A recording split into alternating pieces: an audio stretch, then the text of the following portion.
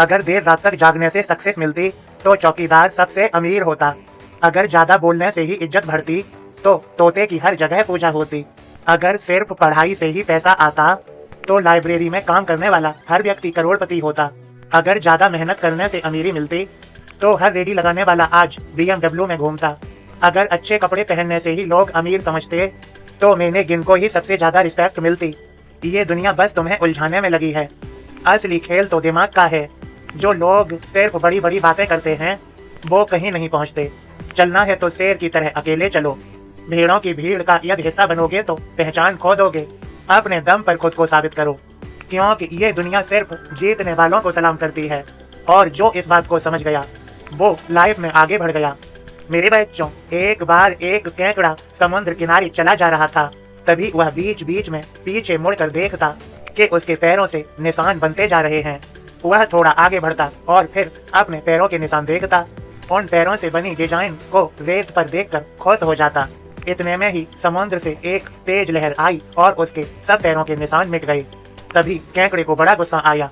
उसने कहा, समुद्र, मैं तो तुम्हें अपना बड़ा मित्र मानता था और तुमसे ही मेरी खुशी देखी नहीं गई। तुमने मेरी बनी पैरों की डिजाइन को मिटा दिया। तभी समुद्र ने कहा, वो देखो, पीछे से मछुआरे आ रहे हैं। वह तेरे पैरों के निशान के पीछे पीछे आ रहे थे तेरी खोज में। इसलिए मेरे दोस्त, मैंने तेरे पैरों के निशान को मिटा दिया ताकि वे तुझे पकड़ न सके। निष्कर्ष, कई बार हम सामने वाले की बातों को समझ नहीं पाते और अपनी सोच के अनुसार उसे गलत समझ लेते हैं। बल्कि हर सिक्के के दो पहलू होते हैं। अपने मन में किसी के लिए बुरा भला सोचने से बेहतर है कि बातों को सही से समझकर निष्कर्ष निकालें। मेरे बच्चों, यहाँ पर यह और समझो, किसी गांव में एक मुनि आया। गांव की चौपाल में बैठे लोगों से कहने लगा, मैं आपके गांव में 9 दिवसीय वास करने के लिए आया हूँ।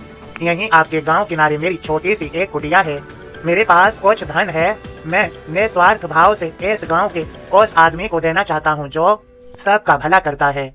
आने वाली पूर्णिमा को इस गांव के सब धर्मात्मा लोग मेरी कुटिया पर आना और अपने अच्छे कामों के बारे में बताना। मुझे जो सबसे अच्छा काम लगेगा उसे मैं यह धन दूंगा। पूर्णिमा को उस गांव के बहुत से लोग उस मुनि की कुटिया पर आए और सभी अपने अच्छे अच्छे कामों के बारे में बताने लगे। किसी ने बोला, मैं अपने जन्मदिन पर गरीबों को खाना खिलाता हूँ। और कोई बोलता, मैं गरीब लोगों की आर्थिक मदद करता हूँ। अगर मुझे यह धन मिलता है तो मैं और ज्यादा लोगों की मदद करूंगा। मुनि सबकी बातें सुनते रहे मगर संतुष्टि नहीं मिली। किसी की योग्यता उतनी नहीं लगी जितना उन्होंने सोचा था। सूर्यास्त होते होते काफी गांव वाले चले गए। चारों ओर अंधेरा छा रहा था। तभी अचानक वहाँ एक आदमी आया, बहुत थका हुआ, बहुत मायूस सा। गुरु ने पूछा, तुम कौन हो? तब उस आदमी ने परिचय देते हुए कहा, मुनिवर, मेरा नाम श्रीकर है। मैं यहीं बगल वाले गांव में रहता हूँ। आपसे मिलने आया हूँ। मुनि बोले, तो तुमने इतनी देरी क्यों कर दी? आदमी ने बोला, मुनिवर, मैं यहाँ सुबह ही आ गया था।